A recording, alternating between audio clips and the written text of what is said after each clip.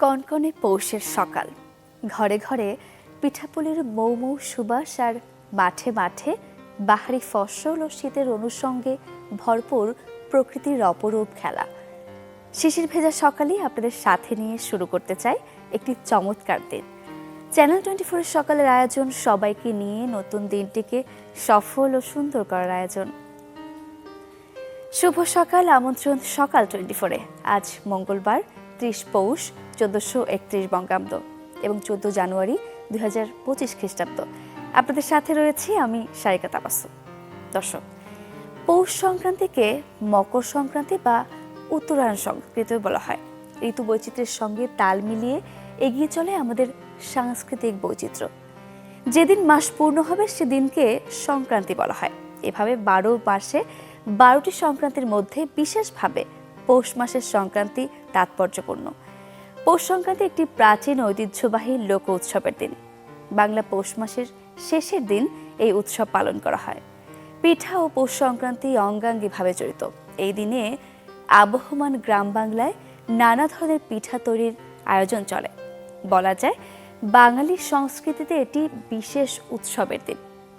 হাজার বছর ধরে বাঙালির ঘরে ঘরে এই সংস্কৃতি চলে আসছে। পৌষ সংক্রান্তি উপলক্ষে পাড়া মহল্লায় নানা আয়োজনও রয়েছে আজ।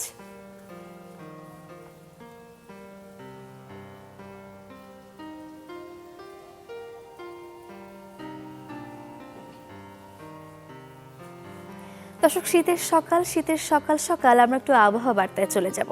আমরা জানবো আজকের দিনে সারা দেশে কেমন আবহাওয়া পরিস্থিতি বিরাজ করবে সেই পূর্বাভাস, সেই সাথে গেল 24 ঘন্টার তাপমাত্রার রেকর্ড।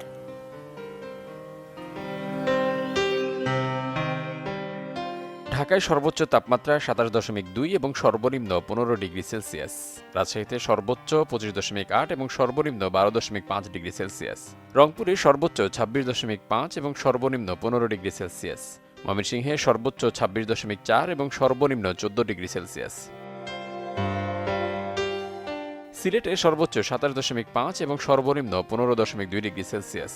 চট্টগ্রামে সর্বোচ্চ 29.7 এবং সর্বনিম্ন 15.6 ডিগ্রি সেলসিয়াস। খুলনায় সর্বোচ্চ 26.2 এবং সর্বনিম্ন 13.4 ডিগ্রি সেলসিয়াস। বরিশালে সর্বোচ্চ 27.5 এবং সর্বনিম্ন 13 ডিগ্রি সেলসিয়াস। দেশের সর্বনিম্ন তাপমাত্রা যশোরে 10.8 ডিগ্রি সেলসিয়াস এবং সর্বোচ্চ তাপমাত্রা টেকনাফে 30.8 ডিগ্রি সেলসিয়াস। অস্থায়ীভাবে আংশিক মেঘলা আকাশ সহ সারা দেশের আবহাওয়া শুষ্ক থাকতে পারে। সারা দেশে রাতের তাপমাত্রা সামান্য বৃদ্ধি পেতে পারে ও দিনের তাপমাত্রা সামান্য হ্রাস পেতে পারে। দর্শক, আবহাওয়া বার্তাটি তো জানছিলাম। এবার একটু আমরা কুড়িগ্রামে চলে যাব। সেখান থেকে যুক্ত হচ্ছেন সহকর্মী গোলাম মাওলা সিরাজ। আমরা কুড়িগ্রামের আবহাওয়া পরিস্থিতি জেনে আসব। সিরাজ, শুভ সকাল। কেমন দেখছেন আজ কুড়িগ্রামের আবহাওয়া পরিস্থিতি? সেই সাথে সাথে আজ তো পৌষ সংক্রান্তি, কোনো আয়োজন রয়েছে কিনা? শুভ সকাল। প্রথমে একটু পৌষ সংক্রান্তির বিষয়ে একটু বলি যে আজকে আমরা যেটি খোঁজ নিয়েছিলাম যে যেহেতু আসলে এই মৌসুমের শেষ, অর্থাৎ ধান কাটামারি শেষ হয়ে গেছে, তো তারপরেই কিন্তু আসলে বিশেষ করে কৃষক যারা রয়েছে, বিশেষ করে সনাতন ধর্মের যেসব কৃষকরা রয়েছে, তারা কিন্তু এই আয়োজনটি করে থাকে। তারা পিঠাপুলির বানানো থেকে শুরু করে বেশ কিছু আয়োজন, পূজা পার্বণও থাকে তাদের, সবকিছু মিলে, এবং প্রায় বাড়ি বাড়িতে কিন্তু এই আয়োজনটি আজকে হচ্ছে, আমরা যেটা খোঁজ নিয়েছি। আর একই সাথে আবহাওয়ার বিষয়টি যদি আপনাকে বলি, সেটি হচ্ছে যে আজকে কিন্তু সকালে তাপমাত্রা রেকর্ড করা হয়েছে 11.6 ডিগ্রি সেলসিয়াস। কিন্তু অলরেডি ইতোমধ্যেই কিন্তু আমরা সূর্যের দেখা পেয়েছি। অন্যান্য দিনের যে ব্যাপারটি থাকে যে কোনো দিন দুপুর 12টা পর্যন্ত, 2টা পর্যন্ত কিন্তু সূর্যের দেখা যায় না, সেই ব্যাপারটা কিন্তু আজকে নেই। তবে এবারের শীতে আমরা যে বিষয়টি লক্ষ্য করছি সেটি হচ্ছে যে আসলে তাপমাত্রার ব্যাপক একটা তারতম্য দেখছি আমরা। আগের দিন এবং পরের দিনের মধ্যে তাপমাত্রার একটা ব্যাপক পার্থক্য থাকছে। যেমন গতকালকে কিন্তু কুড়িগ্রামে তাপমাত্রা রেকর্ড করা হয়েছিল 13 ডিগ্রি সেলসিয়াস এবং তার আগের দিন কিন্তু তাপমাত্রা ছিল 10.2 ডিগ্রি সেলসিয়াস। সেটি ছিল দেশের সর্বনিম্ন তাপমাত্রা। কিন্তু এবারে এই যে আসলে সকাল বিকালে যে ঠান্ডা বা শীতের যে তারতম্য, এটি কিন্তু ব্যাপক দেখা যাচ্ছে এবং সবকিছু মিলে মানুষের যে দুর্ভোগ, সেই দুর্ভোগ তো রয়েই গেছে। কারণ শীতে মানুষ সকালবেলা কাজে বের হতে পারছে না, বিশেষ করে চরাঞ্চল এবং নদী তীরের যে মানুষগুলো রয়েছে, সেই মানুষগুলোর যে দুর্ভোগ আমরা বলে এসেছিলাম, সেটা কিন্তু দিন দিন বাড়ছে। এবং স্থানীয় আবহাওয়াবিদ যেটা বলছে যে আগামী 1-2 দিনের মধ্যে তাপমাত্রা কিন্তু আরো কমতে পারে, সেটি 10-এর নিচেও আসতে পারে এবং এই মাসে কিন্তু আরো 2টি শৈত্যপ্রবাহের সংখ্যাও কিন্তু বলছে স্থানীয় আবহাওয়া অফিস।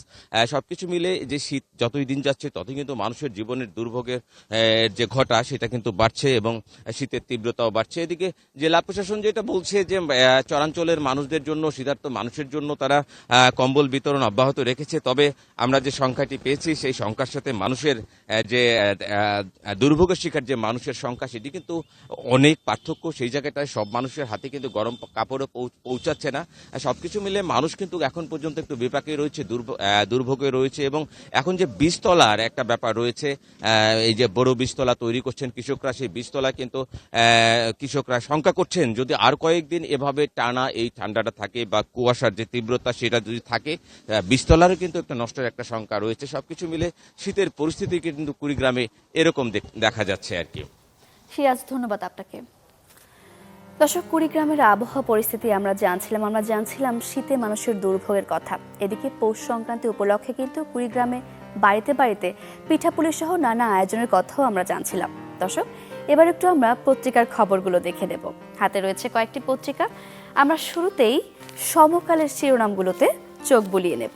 দর্শক, সমকালের শুরুতেই যে শিরোনামটি আমি পড়ছি, সচিবালয়ের 589 সিসি ক্যামেরাই অন্ধ।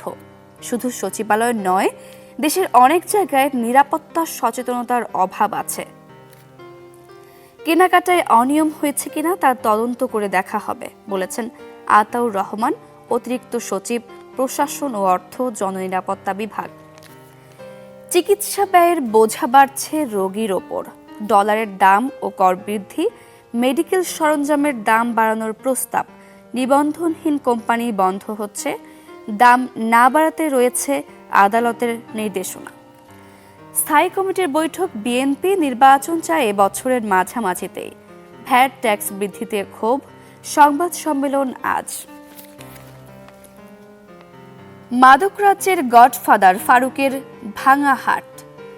2 হাতে টাকা কামিয়েছে রাজশাহীর সাবেক এই এমপি। নামে বেনামে রয়েছে কয়েকশো কোটি টাকা। পরিবারের সদস্য ও নিজ নামে রয়েছে 120 বিঘা জমি। দর্শক, সমকালের নিচের দিকে প্রথম পাতার এই শিরোনামটি আমরা দেখছিলাম। সেই সাথে সাথে সমকালের পরে আমরা চলে যাব প্রথম আলোতে। প্রথম আলোর প্রথম পাতার শিরোনামগুলো আমরা দেখব। সংসদ হবে 2 কক্ষের, মোট আসন 505। সংসদের নিম্নকক্ষে আসন 400, উচ্চ কক্ষে 105। 100 সংরক্ষিত নারী আসনের সরাসরি ভোট, আনুপাতিক পদ্ধতিতে ভোট হবে উচ্চ কক্ষে। কমিশন বুধবার প্রতিবেদন জমা দেবে। এতদিন ক্ষমতা এক ব্যক্তিকেন্দ্রিক ছিল, এমনভাবে সুপারিশ করা হবে যাতে এর পুনরাবৃত্তি না ঘটে বলেছেন অধ্যাপক আলী রিয়াজ, প্রধান সংবিধান সংস্কার কমিশন। পেশাদার অপরাধীরা তৎপর, উদ্বেগ। গত আগস্ট থেকে ডিসেম্বর পর্যন্ত শুধু অপহরণের ঘটনায় মামলা হয়েছে 329টি। তুলে নিয়ে মুক্তিপণ আদায় ও চাঁদার জন্য প্রকাশ্যে কোপানোর মতো ঘটনা মানুষের মধ্যে উদ্বেগ বাড়াচ্ছে। তাই শিরোনাম এখানে করা হয়েছে। পাশাপাশি শপথ স্থগিতের পর এবার নিয়োগ বাতিল 6 সদস্যের বাংলাদেশ সরকারি কর্ম কমিশন। নিয়োগের 11 দিনের মাথায় বাংলাদেশ সরকারি কর্ম কমিশনের 6 জন সদস্যের নিয়োগ বাতিল করা হয়েছে। দর্শক, প্রথম আলো শিরোনামগুলো তো আমরা দেখে নিচ্ছিলাম। আমরা এবারে যুগান্তরের শিরোনামগুলো দেখে নেব। গ্যাস বিদ্যুৎ খাতে অস্থিরতা, সরকারের সিদ্ধান্তে নানা শঙ্কায় শিল্প মালিকরা। নতুন শিল্পে 30 টাকার গ্যাস 75 টাকা করায় প্রস্তাব পেট্রো বাংলার। এআই বিধান বাতিল করায় বিদ্যুতের দাম বাড়বে, কমবে বিদেশি বিনিয়োগ। 2023-24 অর্থ বছরে পিডিবির লোকসান 8,764 কোটি টাকা। হাসিনার পরিবারের বিরুদ্ধে আরও 3 মামলা, রাজুকের 60 কাঠার প্লট বরাদ্দ। বছরের মাঝামাঝিতে নির্বাচন চায় বিএনপি, স্থায়ী কমিটির বৈঠক। আমরা সমকালে এই শিরোনামটি পড়ছিলাম। যুগান্তরের পরে চলে যাব দৈনিক ইত্তেফাকে। বদলি বন্ধ, ভোগান্তিতে প্রাথমিক বিদ্যালয়ের লাখো শিক্ষক। মন্ত্রণালয়ের এক ঊর্ধ্বতন কর্মকর্তার নির্দেশে বদলি বন্ধ রয়েছে বলে অভিযোগ। গত 19 দিন যাবৎ বদলি সম্পূর্ণ বন্ধ থাকায় চরম ভোগান্তিতে পড়েছেন দেশের সরকারি প্রাথমিক বিদ্যালয়ের বদলি প্রত্যাশী 2 লক্ষাধিক শিক্ষক শিক্ষিকা। জগন্নাথ বিশ্ববিদ্যালয়ের শিক্ষার্থীরা গতকাল সকাল থেকে টানা দ্বিতীয় দিনের মতো ক্যাম্পাসে অনশন ও আন্দোলন চালিয়ে যান। অনেকে অসুস্থ হয়ে পড়লে স্যালাইন হাতে নিয়েই কর্মসূচি পালন করেন তারা। এখানে একটি ছবিও দেখানো হয়েছে। ছবিটি সচিবালয়ের সামনে থেকে তোলা।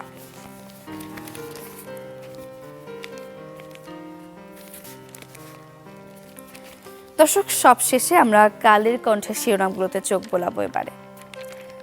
বছরের মাঝামাঝিতে নির্বাচন চায় বিএনপি, প্রত্যেকটি পত্রিকাতেই আমরা শিরোনামটি দেখছিলাম। সেই সাথে জগন্নাথ বিশ্ববিদ্যালয়ের শিক্ষার্থীদের অনশন নিয়েও একটি শিরোনাম এখানে রয়েছে। অনশন প্রত্যাহার, শাটডাউন চলবে। টানা 35 ঘন্টা পর শিক্ষার্থীদের অনশন প্রত্যাহার। শিক্ষার্থীদের দাবির বিষয়ে বুধবার সভা হবে বলে মন্ত্রণালয়ের চিঠি। বাংলাদেশে নির্বাচিত সরকার এলে সম্পর্ক স্বাভাবিক হবে, ভারতের সেনাপ্রধান। ভারত এবং বাংলাদেশের সামরিক সম্পর্ক ও সহযোগিতার আগের মতোই আছে উল্লেখ করে ভারতের সেনাপ্রধান জেনারেল উপেন্দ্র দ্বিবেদী বলেছেন, 2 প্রতিবেশী দেশের পারস্পরিক সামরিক সম্পর্ক তখনই স্বাভাবিক হবে যখন সে দেশে নির্বাচিত সরকার ক্ষমতায় আসবে। চিকিৎসা খরচ আরও বাড়বে। চিকিৎসা সরঞ্জামের মূল্যবৃদ্ধির প্রস্তাব। মানুষের কষ্ট হয় এমন লাগামহীন মূল্যবৃদ্ধি না করার অনুরোধ অধিদপ্তরের। 1.5 মাস ধরে ভূমি সেবা বন্ধ, চরম দুর্ভোগ মানুষের। নামজারি ও খাজনা পরিশোধ করা যাচ্ছে না, হারিয়েছে পুরনো আইডি, তথ্য বিপাকে ব্যক্তি প্রতিষ্ঠান। দর্শক, এই ছিল আজকের দিনের প্রধান শিরোনামগুলো। এবার একটু আমরা বাজার পরিস্থিতির খবর জানবো। আমরা চলে যাব বাগেরহাটে। বাগেরহাট থেকে যুক্ত হচ্ছেন আমাদের সহকর্মী আরিফুল ইসলাম। আরিফ, শুভ সকাল। আমরা একটু বাগেরহাটের বাজার পরিস্থিতি নিয়ে জানতে চাই আপনার কাছ থেকে। কেমন দেখছেন পরিস্থিতি? জি সারিকা, আপনাকেও শুভ সকাল। আপনি জানেন যে শীত যত আসছে এবং শীত যত পার হচ্ছে তত কিন্তু সবজি উৎপাদন বেড়েই চলছে। আমি দাঁড়িয়ে আছি বাগেরহাট জেলা শহরের যে পাইকারি কাঁচা বাজার, সেখানে আমরা গত সপ্তাহে যেমনটি জানিয়েছিলাম, এই সপ্তাহে আমরা জানাতে সকালে এখানে আসছি। এসে এখানে যারা বিক্রেতা আছেন, পাইকারি বিক্রেতা এবং যারা প্রান্তিক চাষি আছেন, তাদের সাথে কথা হয়েছে। তারা যেটা জানিয়েছেন যে আসলে সবজি কিন্তু আসলে উৎপাদন যে হারে হচ্ছে বা যেভাবে কষ্ট হচ্ছে, সেভাবে কিন্তু আসলে উৎপাদন করতে যে কষ্ট হচ্ছে সেভাবে কিন্তু তারা দাম পাচ্ছেন না।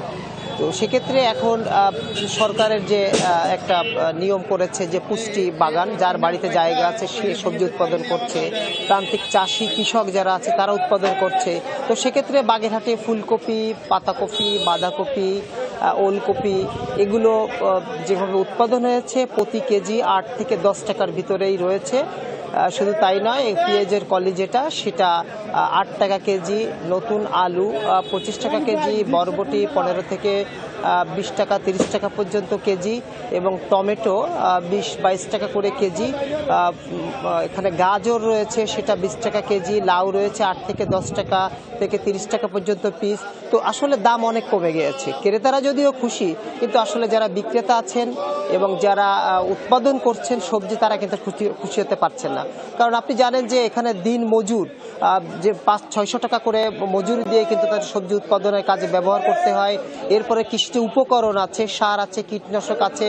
তো এগুলো কিন্তু আসলে দাম অনেক বেশি। সেই অনুপাতে কিন্তু আসলে কৃষকরা দাম পাচ্ছেন না। সেক্ষেত্রে তারা অনেকেই দিশেহারা, অনেকেই আসলে তারা ক্যামেরার সামনে কথা বলতে চান না। আমরা যখন এসে জিজ্ঞেস করি তখনও তারা কিন্তু আসলে একটু বিব্রত বা বিরক্ত বোধ করে, যেহেতু দাম পাচ্ছেন না, তারা ক্ষতিগ্রস্ত হচ্ছেন, লাভবান হতে পারছেন না। আসলে প্রতি বছর সবজির মৌসুমে কিন্তু তারা উৎপাদন করেন যে এবছরে কিভাবে তারা একটু সবজি আগাম উৎপাদন করে দাম পাবেন। শুরুতে কিছুটা দাম পেলেও কিন্তু আসলে শীতে যখন মাঝামাঝি হয়ে যায় তখন কিন্তু আসলে দামটা খুব তারা পান না, যার কারণে কিন্তু তাদের জীবন জীবিকা নির্বাহ কিন্তু আসলে কষ্টসাধ্য হয়ে দাঁড়ায়। আর আপনি জানেন যে উপকূলীয় জেলা বাগেরহাটে কিন্তু আসলে অনেক সবজি উৎপাদন হয়ে থাকে। এখানে চাহিদা মিটিয়ে কিন্তু দেশের বাগেরহাটের জেলার বাইরেও কিন্তু আসলে সবজি পাঠানো হয়, কিন্তু সেই তুলনায় আসলে তারা দাম না পায়, কিন্তু তারা হতাশ। এই ছিল আপাতত বাগেরহাটের কাঁচা বাজার থেকে সর্বশেষ। আরিফ, ধন্যবাদ আপনাকে। দর্শক, আমরা সবজি বাজারের খবর জানছিলাম। বাগেরহাটে একটি পাইকারি বাজার থেকে যুক্ত হয়েছিলেন সহকর্মী আরিফুল ইসলাম। দর্শক, এই মুহূর্তে সকাল 24-এ সময় হলো ছোট্ট একটা বিরতির। ফিরছি আরও আয়োজন নিয়ে, আমাদের সঙ্গেই থাকুন।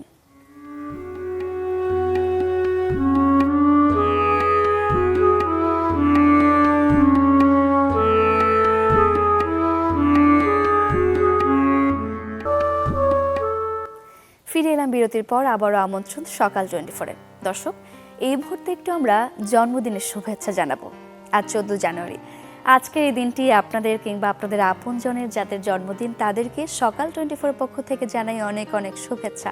আপনাদের দিনটি অনেক ভালো কাটুক এই কামনা করছি। দর্শক, আপনাদের পাশাপাশি 14 জানুয়ারি এই দিনটিতে কোন কোন বিখ্যাত ব্যক্তি জন্ম নিয়েছেন তাদের শুভেচ্ছা জানাবো। দর্শক, আমরা দেখে নেব কে কে আজ এই বিখ্যাত দিনটিতে জন্মগ্রহণ করেছেন এবং তাদের শুভেচ্ছা জানানোর পাশাপাশি তাদের বিখ্যাত কয়েকটি কাজ নিয়েও আমরা জানব। 1903 সালের এই দিনে জন্মগ্রহণ করেন ইতিহাসবিদ নিহাররঞ্জন রায়। ছিলেন একাধারে ইতিহাসবিদ, সাহিত্য সমালোচক ও গবেষক। রচনা করেছেন বহু গ্রন্থ। শিল্প ও ইতিহাস চর্চায় তিনি প্রথম খ্যাতি অর্জন করেন। কর্মজীবনে যুক্ত ছিলেন বিবিধ পেশায়। সাহিত্য একাডেমি পুরস্কার ও ভারত সরকারের পদ্মভূষণ সম্মাননায় তিনি ভূষিত হন। 1919 সালের এই দিনে জন্মগ্রহণ করেন উর্দু ভাষার কবি ও গীতিকার কাইফি আজমি। তাঁর প্রথম কাব্য ঝংকার প্রকাশিত হয় 1943 সালে। ভারতীয় চলচ্চিত্রে উর্দু সাহিত্য সংযোজনের কৃতিত্ব তাকে দেয়া হয়। 1971 সালে বাংলাদেশে মুক্তিযুদ্ধ চলাকালে কাইফি আজমি শিরোনাম বাংলাদেশ নামে একটি কবিতা রচনা করেন। বাংলাদেশ সরকারের পক্ষ থেকে 71-এর মহান মুক্তিযুদ্ধে বিভিন্নভাবে সহায়তা ও অবদান রাখার স্বীকৃতিস্বরূপ 2012 সালে বিদেশি বন্ধুদের মুক্তিযুদ্ধ মৈত্রী সম্মাননা প্রদান করা হয়। 1926 সালের এই দিনে জন্মগ্রহণ করেন কথা সাহিত্যিক ও মানবাধিকার আন্দোলনকর্মী মহাশ্বেতা দেবী। তার লেখার বিষয়, ভাষাশৈলী, উপস্থাপন, তার জীবন, অর্জিত অভিজ্ঞতা ও পর্যবেক্ষণের নিবিড় প্রকাশ। তার উল্লেখযোগ্য রচনাগুলি হল হাজার চুরাশির মা, রুদালি, অরণ্যের অধিকার ইত্যাদি। বাংলা সাহিত্যের একজন স্বতন্ত্র ধারার লেখক, গণমানুষের কণ্ঠস্বর। 1929 সালের এই দিনে জন্মগ্রহণ করেন কিংবদন্তি সুরকার ও সঙ্গীতশিল্পী শ্যামল মিত্র। 50 ও 60-এর দশকের সবচেয়ে জনপ্রিয় গায়কদের অন্যতম। তার অনেক গান আজও বাঙালি শ্রোতাদের কাছে আদৃত। তার গাওয়া গানগুলির মধ্যে অন্যতম হল আমার স্বপ্নে দেখা রাজকন্যা থাকে, ওই আঁকাবাঁকা যে পথ, কেন তুমি ফিরে এলে, ধরো কোনো এক শ্বেত পাথরের প্রাসাদে, নাম রেখেছি বনলতা ইত্যাদি। 1967 সালের এদিনে জন্মগ্রহণ করেন ইংরেজ অভিনেত্রী এমিলি মার্গারেট ওয়াটসন। তিনি মঞ্চনাটকে অভিনয়ের মধ্য দিয়ে তার কর্মজীবন শুরু করেন। তার অভিনীত প্রথম চলচ্চিত্র ব্রেকিং দ্য ওয়েভস তাকে প্রথম শ্রেষ্ঠ অভিনেত্রী বিভাগে একাডেমি পুরস্কারের মনোনয়ন এনে দেয়। এরপর কাজের স্বীকৃতিস্বরূপ ধারাবাহিকভাবে পেয়েছেন অসংখ্য পুরস্কার। দর্শক, শুরুতেই বলছিলাম পৌষের শেষ, মাঘ যেন আসি আসি করছে। শীতের এই সময় এসে যমুনা এখন জেগে ওঠা চরে দ্বীপের মতো। নাব্য সংকট, নৌ চলাচলে ব্যাঘাত, জেলেদের মাছ না পাওয়া সহ নানামুখী সংকট। সিরাজগঞ্জের যমুনা নদীর তীরে বর্তমান পরিস্থিতি নিয়ে আমরা জানবো। আমাদের সঙ্গে যুক্ত হচ্ছেন সহকর্মী হিরকগুন। হিরকগুন, আসলে এই খরার সময়টাতে যমুনা তীরের পরিস্থিতির চিত্রটা আপনার কাছ থেকে একটু জানতে চাই। জি, আসলে যদি আমরা বলি যে বর্ষা মৌসুমে যে যমুনা নদীতে থই থই করে পানি, ঠিক এই শীতকালে কিন্তু তারই উল্টো চিত্র আমরা দেখতে পাচ্ছি। কারণ এখন কিন্তু পুরো যমুনা নদীর জুড়ে কিন্তু বিশাল বিশাল চর জেগে উঠেছে। ঠিক এই চরেই কিন্তু আবার কৃষকরা তারা কিন্তু ধান, সরিষা সহ বিভিন্ন ফসল আবাদ করছে। যদি আপনাদের একটু দেখায়, আমরা কিন্তু এখন রয়েছি ঠিক যমুনা নদীর মধ্য যমুনা যেটি বলে, সেই মধ্য যমুনাতে কিন্তু এখন রয়েছি। আপনারা দেখতে পাচ্ছেন যে পুরো যমুনা নদী জুড়েই কিন্তু এখন বিশাল বিশাল চর জেগে উঠেছে। কারণ এখন কিন্তু এই যমুনা নদী কিন্তু আসলে চেনাই কিন্তু আসলে অনেকটাই চিনতে পারা যাবে না। কারণ এই যদি দেখায়, দেখবেন যে আমরা ঠিক যে স্থানটিতে রয়েছি ঠিক মধ্য যমুনায় কিন্তু এখন চর জেগে উঠেছে, যে কারণে কিন্তু অনেক কিছুই ব্যাঘাত ঘটছে, যেমন নৌ চলাচলে ব্যাঘাত ঘটছে। আর এই পুরো যমুনা নদীতে যারা মৎস্যজীবী, যারা মাছ শিকার করে যাদের জীবিকা চলতো, ঠিক এই মৌসুমে এসে কিন্তু তাদের অনেকটাই কষ্ট পোহাতে হচ্ছে। কারণ যমুনা নদীতে কিন্তু এখন পানি নেই, তারা কিন্তু আসলে তাদের যে কাঙ্ক্ষিত মাছ কিন্তু তারা পাচ্ছে না, যে কারণে কিন্তু অনেক জেলে তারা বেকার হয়ে পড়েছে। যদি আপনাদের দেখায় যে আপনাদের এই ঠিক যমুনা নদীর পূর্ব পারে কিন্তু সিরাজগঞ্জের সদর ও উপজেলার একটি ইউনিয়ন রয়েছে, কাওয়াকোলা ইউনিয়ন, যে ইউনিয়নবাসীর সাথে কিন্তু শহরের মানুষের একটি যোগাযোগ তারা ছিল। তারা কিন্তু প্রতিদিন এই কাওয়াকোলা থেকে শহরে তাদের হাট বাজার করতে আসতো। বিশেষ করে আমরা যেটি সবচেয়ে বেশি সমস্যা হচ্ছে, যারা শিক্ষার্থী রয়েছে, যেখানে শিশু থেকে শুরু করে যারা কলেজে পড়ে, তারা সেই শিক্ষার্থীরা কিন্তু তারা ঠিক সময় মতো কিন্তু তারা আসতে পারছে না। কারণ এই চর জেগে ওঠায় তারা কিন্তু তাদের যোগাযোগটা কিন্তু অনেকটাই কষ্ট হচ্ছে, পায়ে হেঁটে কিন্তু তাদের এই আসতে হচ্ছে, যে কারণে কিন্তু অনেকটাই সমস্যা হচ্ছে। এখন এই পুরো যমুনা নদী কিন্তু পানি সংকট রয়েছে, ধুধু বালুচরে কিন্তু একটা নদীটি পরিণত হয়েছে। সারিকা। হীরক বোন, আপনাকে ধন্যবাদ। দর্শক, সিরাজগঞ্জের যমুনার পাড় থেকে যুক্ত হয়েছিলেন সহকর্মী হীরক বোন। আমরা জানছিলাম সেখানকার পরিস্থিতি। দর্শক, এবার একটু দেশের বাইরের খবর জানব। ভারতে শুরু হয়েছে মহাকুম্ভ মেলা। লাখ লাখ তীর্থযাত্রী জড়ো হয়েছেন শহরের প্রয়াগরাজ শহরে। পবিত্র নদী গঙ্গার গোসল করে পাপ মোচন করবেন তারা। এবার প্রায় ৪৫ কোটি তীর্থযাত্রী মহাসমাবেশে অংশ নেবেন আশা আয়োজকদের। আমরা একটি প্রতিবেদন দেখে আসব।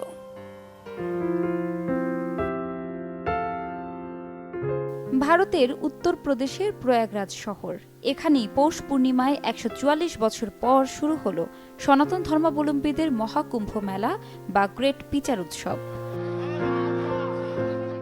যেখানে হিন্দু শাস্ত্র মতে পবিত্র নদী গঙ্গার সাথে যমুনা ও সরস্বতী সংযোগস্থল সঙ্গমে বরফ ঠান্ডা পানিতে গোসল করে আত্মার শুদ্ধি অর্জন করবেন পুণ্যার্থীরা। সাথে মুক্তি মিলবে জীবন মৃত্যুর চক্র থেকে, জায়গা হবে স্বর্গে। এরই মধ্যে প্রয়াগরাজ শহরে দেশ বিদেশ থেকে হাজির হয়েছেন লাখ লাখ তীর্থযাত্রী। প্রতি ১২ বছরে অনুষ্ঠিত হয় পূর্ণকুম্ভ উৎসব। প্রচলিত বিশ্বাস অনুসারে গ্রহ নক্ষত্রের এক বিরল মেলবন্ধনে ১৪৪ বছরে আসে মহাকুম্ভ, যা অনুষ্ঠিত হচ্ছে এবার। এই মহাকুম্ভ ১৪৪ বছর পর অনুষ্ঠিত হচ্ছে। এ কারণেই এত ভিড় এবং সারা বিশ্ব থেকে মানুষ এখানে আসছে। গঙ্গা নদীতে স্নান করার সুযোগ পেয়েছি। আমি সত্যিই খুব ভাগ্যবতী। আমি গঙ্গা, যমুনা এবং সরস্বতী দেবীর কাছে কৃতজ্ঞ যে তারা আমাকে স্নান করার সুযোগ দিয়ে আশীর্বাদ করেছেন।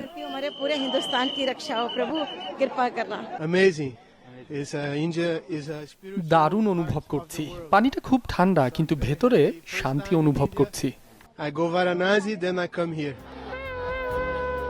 মঙ্গলবার সকালে ছাই ও ধুলো মাখা নাগা সাধু সন্ন্যাসীরাও স্নান করতে আসবেন সঙ্গমে।